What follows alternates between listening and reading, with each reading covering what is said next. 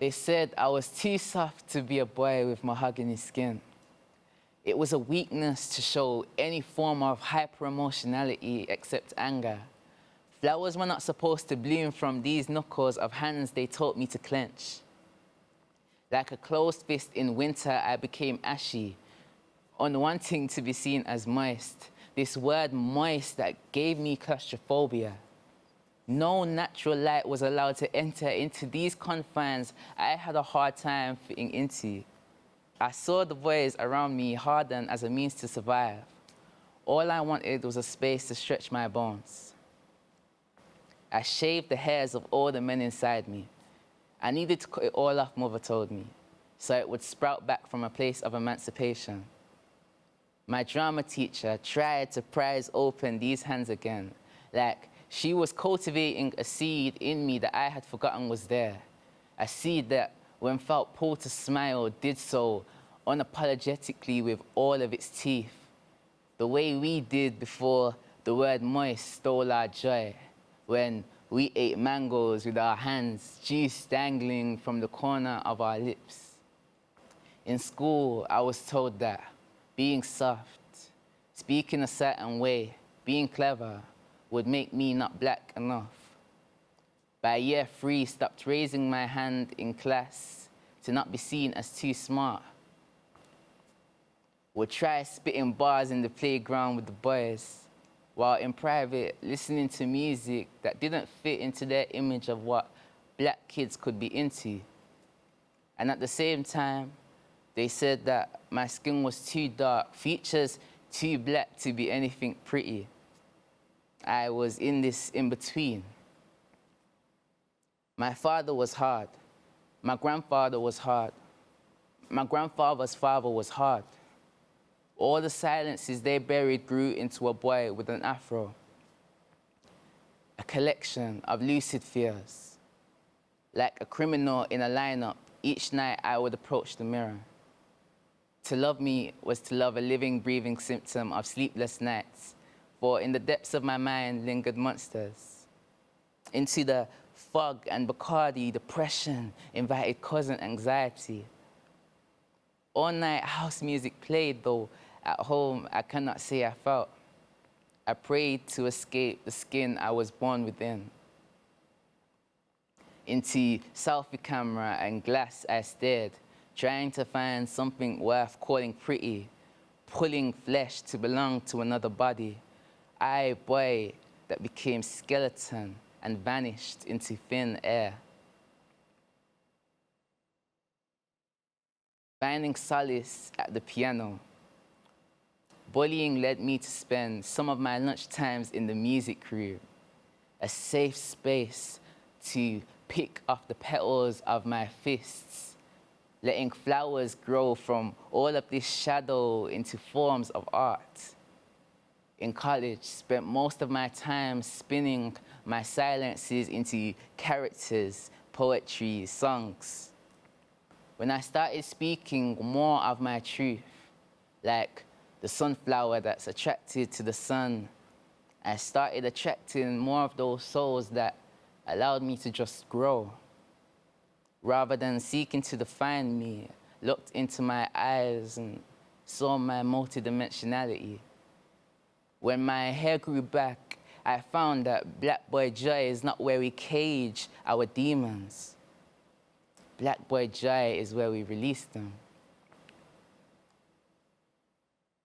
My science teacher once asked the class, if black absorbs light, does that mean Adjei absorbs all the light in the classroom? At this time, I was convinced it was a disease for a boy with skin the color of earth to bend like Oshun. I became stiff, numb until I cracked.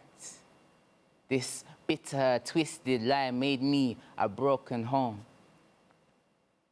When I discovered the tools to peel back the layers, I found that my black was not only absorbing sunlight, My black was reflecting light too.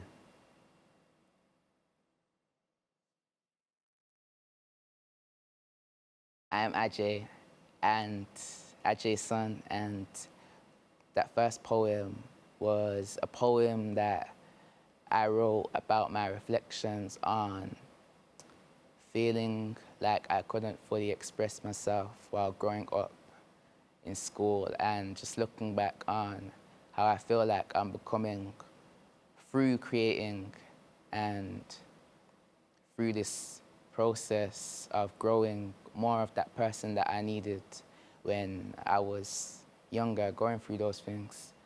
And this next poem that I am going to perform is a poem that I wrote inspired by my little brother. So here it is.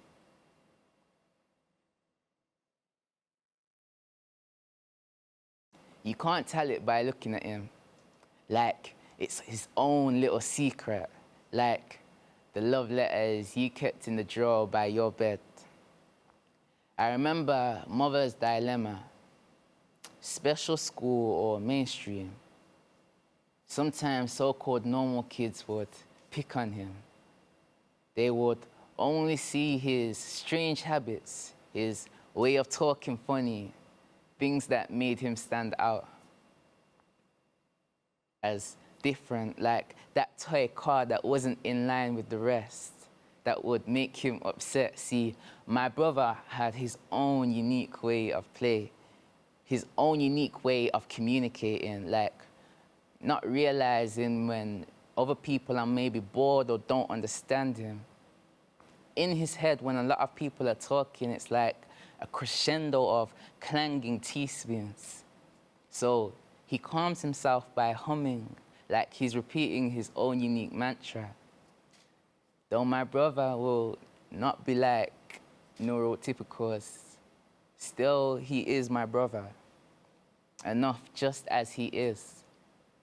When people get to know him, they find out that he has a sense of humor that can wrap you up in a cocoon after a long day, the way that Tia and Tamara will and Cotton could.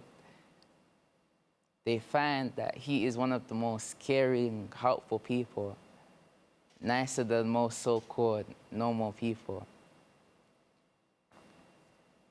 Thank you. So that was a poem that I wrote about my brother who has autism, and it was inspired by an animation that I saw on YouTube, which is called My Brother Has Autism, and I just wanted to reflect on my own experiences and just, have something that I could share, because I like my poems to be like little photographs that collect little images of different stages in my process. It's kind of like a journal that I can look back at and see where I have grown and what moments there have been that have contributed to my story and this ever-evolving work of art, this canvas that I see my life to be. So I'm going to end with a few more poems. I'm going to perform 3 more poems. So I'll do this third last one. Saltwater eyes, an abyss of crystalline waters for skinny dipping at 3 a.m. Skin trembling with glacier shivers. Tongue staring like the first hot chocolate with vanilla syrup I ever had. Revived by the gasps we interchanged. Her exhale became my inhale like we were drowning beneath a void of collapsing waves. Tenderly kissing the corners of her smile. Closing my eyes, I reawakened to her cocoa butter kiss. I've been infatuated by her ever since. Even more infatuated by her hot chocolate. So the final 2 poems that I will read are more affirmational pieces. They're both very short, and a lot of my writing starts as affirmations to help me to deal with what I've been going through and what I found through sharing my art is that it also helps other people to deal with what they're going through, which has become one of the, and has been one of my main inspirations for writing and creating. So here they are. The sun rejected us from heaven. We became shrouded in shadows. Now we are moonflowers. The way we rise and carve ourselves from the darkness makes the sunrise envy us. That one was called Fallen Angels. And the final one is called Harvest. Thank you for allowing me to have this space and for everyone that's allowed me to be in this space today. Like a dragon that is coming into the light, a wild beast but also grateful. There is no reason to hide any part of myself anymore. Every part of me is a wonder.